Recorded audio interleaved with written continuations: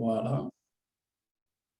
Voilà. Donc, on va étudier, donc, comme d'habitude, la paracha de la semaine.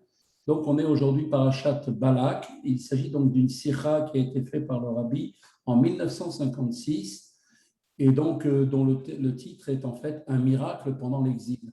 Donc, c'est un discours sur notamment sur la prophétie de Balak, de Bilam, pardon, qui dit concernant le peuple juif, celui qui est couché. Donc, commentant le verset de notre paracha, il s'est courbé et s'est couché comme un lion ou un lionceau, qui pourrait le relever? Le Midrash nous explique, selon un avis, que l'on fait ici allusion à l'époque s'étendant depuis le roi Tzidkiaou au roi Mashiach. En effet, c'est à l'époque de Tzidkiaou que le temple fut détruit et que l'exil commença.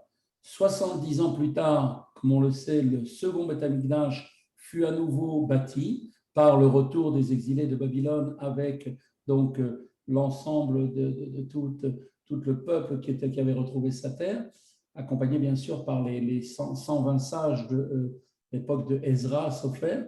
Mais malheureusement, bien que le Beth Amikdash fut construit à nouveau, l'exil demeura. Puis, 5 éléments figurant dans le premier Beth Amikdash en étaient absents et la délivrance n'était donc pas complète. Ainsi, la période qui s'écoulant donc depuis l'époque du roi Tzidkiaou jusqu'à la venue du Mashiach est celle pendant laquelle il s'est, en parlant du peuple juif, il s'est courbé et s'est couché. D'après l'avis qui est rapporté par le Midrash, tel que l'interprète le troisième rabbi de Lubavitch, le Tzemar Tzedek, eh bien, cette expression doit être rapprochée des versets suivants. Il s'est couché et s'est endormi sur ma couche pendant les nuits. Alors, on nous dit qu'il s'est couché, oui, il s'est endormi, mais il n'est pas mort, mais a dû rester couché. Et donc, en fait, toutes ces situations décrivent la période de l'exil. Alors, on pourrait penser que l'exil porte non seulement sur le corps, mais aussi sur l'âme, de même que la Torah et les mitzvot que l'on pratique par la force de son âme, du fait que l'âme se trouve donc dans le corps. Le même verset vient nous dire, affirme donc certes, il s'est courbé et il s'est couché, mais une telle position n'est pas celle d'un homme épuisé. Elle émane de où? Eh bien, en l'occurrence, d'une limite que celui-ci s'impose délibérément, car il est bien comme un lion ou comme un lionceau, ce qui caractérise bien sûr le premier par sa puissance, puisque le lion est l'animal le puissant, le roi des animaux, et le second par une force accrue, puisque le lionceau est encore d'une force supérieure, encore même au lion, du fait de sa jeunesse. Le Zohar dit que le lionceau se distingue d'ailleurs par sa très grande vigueur. Ainsi, puisque le peuple juif a été comparé à ce lion et à ce lionceau, c'est-à-dire qu'il est dit dans la prophétie que quand Israël s'est courbé et qu'il s'est couché, eh bien, cela ne signifie pas que les nations du monde peuvent le dominer, que Dieu préserve. Malgré tout, les Bnei Israël restent un lion et comme un lionceau, c'est-à-dire avec une puissance accrue. Et qui pourrait le relever? La question se pose, tout comme il est dit, qui a relevé ce secret à mes enfants? Qui fera que leur cœur donc me craigne? Eh bien, Dieu lui-même le fera. Et par analogie, Dieu lui-même pourra le relever et nous libérera de l'exil, ainsi qu'il est dit, qui donnera de Tzion le salut à Israël. Pour autant, avant même que Dieu nous relève, nous ne pouvons considérer que nous sommes dominés par les nations. Il ne faut surtout pas penser une chose comme ça, car que Dieu préserve, car un juif, un Israël, reste un lion et un lionceau, donc quelle que soit la situation. Et on sait très bien que le lion et le lionceau sont des animaux sauvages que nul ne peut juguler et dont la puissance donc ne peut pas accepter donc la soumission quelle qu'elle soit. De fait, d'ailleurs, le Shulchan Aruch stipule qu'il est inconcevable de maîtriser un lion ou un lionceau, et quand bien même on a l'impression qu'on peut les dresser, en réalité, ce n'est jamais véritablement, totalement, ils ne peuvent pas devenir dociles comme un chien, ils restent totalement indépendants. En conséquence, le Shulchan Aruch nous précise que puisqu'on ne peut jamais maîtriser un lion et un lionceau, eh bien, eh bien, il nous dit en fait que la halakha nous dit que le propriétaire d'un tel animal est totalement responsable complètement de son comportement au quotidien et que s'il amène des dégâts, son propriétaire reste totalement lui seul responsable. Et donc, ils nous disent que puisque cet animal, qui est le lion et le lionceau auquel les Israël ont été comparés, n'est pas du tout en mesure, on n'est pas en mesure ni possibilité de le dresser, eh bien, en réalité, cela se rapporte à la période de l'exil où l'on dit que le peuple d'Israël s'est courbé, s'est couché, comme un lion et comme un lionceau. Eh bien, cela vient nous apprendre que la situation de l'exil n'a aucune signification logique, il n'y a aucune logique à tout ça.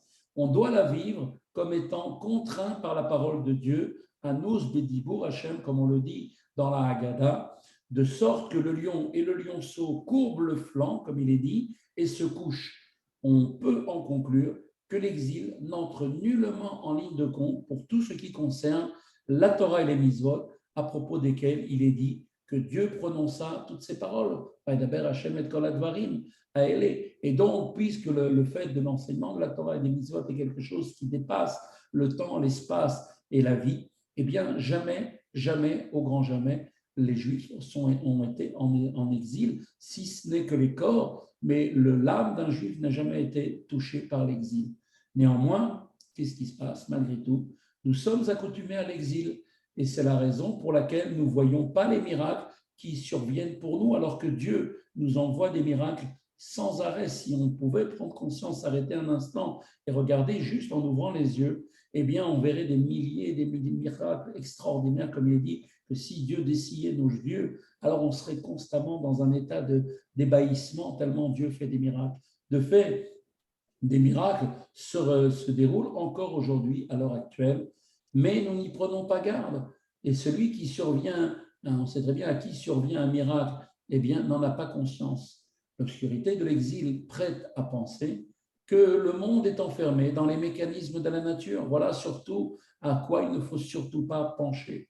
Du reste, le mot olam, comme on le sait, la racine du mot olam, le monde, est de la même étymologie que le mot Helem en hébreu, qui veut dire le voile.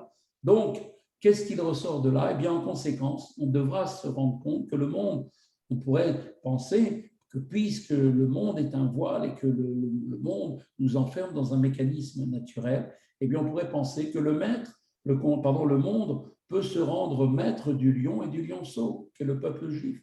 C'est pour cela que de temps à autre, eh bien, Dieu accomplit des miracles évidents dans ce monde tel qu'il est dans les mécanismes de la nature pour montrer, malgré la période de l'exil et même à notre époque, et donc nous montrer que bien que nous sommes enfermés dans une situation, donc selon les mécanismes de la nature, eh bien nous n'en sommes pas du tout de tenus, nous n'en avons absolument aucun effet sur nous. Et bien nous montrer, Dieu, même à notre époque, que l'un de ceux-ci, dont la portée est globale, notamment pour ce qui va arriver ce qui va arriver normalement, qui est prévu ce mardi soir, où on va célébrer la libération du 12 et du 13 Tammuz pour le rabbi précédent qui a été libéré des prisons, eh bien, en réalité, on voit que ce miracle-là n'est pas un miracle qui a touché uniquement le rabbi précédent. Il faut savoir que tout ce qui arrive au Nassi Ador, le prince de la génération, le roi de la génération, qui est la même Neshama que Moshe Rabbeinu, et à ce sujet, donc, on dit que tout ce qui arrive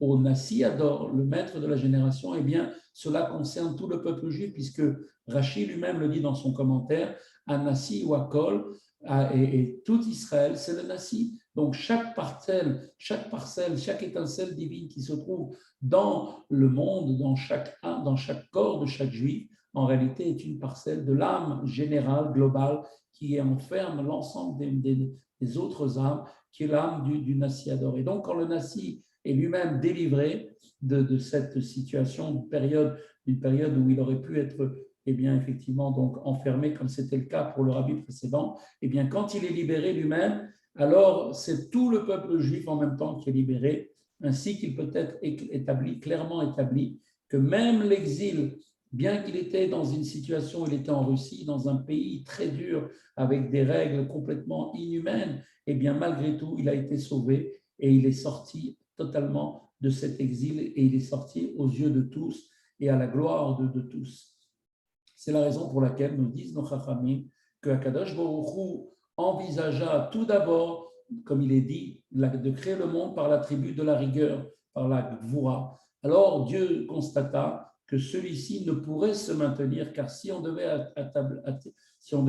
donner au monde cette seule et unique réalité, que de donner uniquement en fonction des actions, et que celui qui fait reçoit le mérite, une récompense, celui qui ne fait pas est puni immédiatement, ça, le monde n'aurait jamais pu durer. Alors Dieu lui associa l'attribut de miséricorde. L'attribut de miséricorde, c'est-à-dire l'attribut qui allie à la fois la sévérité et la bonté. Et donc la miséricorde, c'est le résultat de ces deux forces, que quand un juif mérite la chesed et que la gvoura vient dire non, il ne mérite pas parce qu'il n'a pas fait ce qu'il faut, vient la miséricorde qui dit non, il ne mérite pas, mais quand même, par miséricorde, je lui donnerai.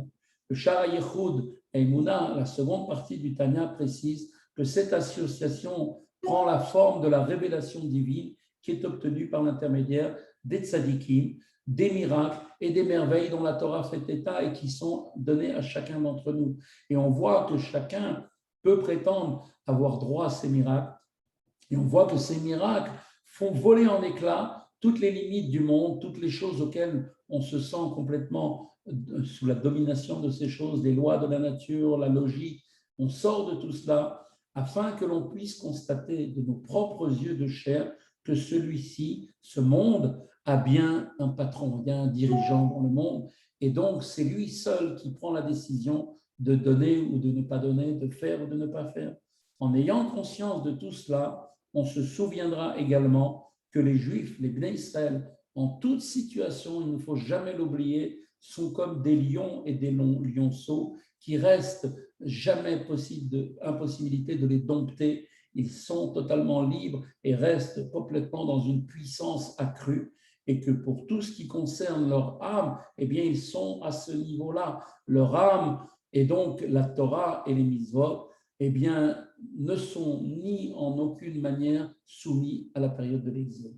Voilà, c'est ce qu'il faut se souvenir donc de cette sikha d'aujourd'hui. Voilà, c'est ici que se termine.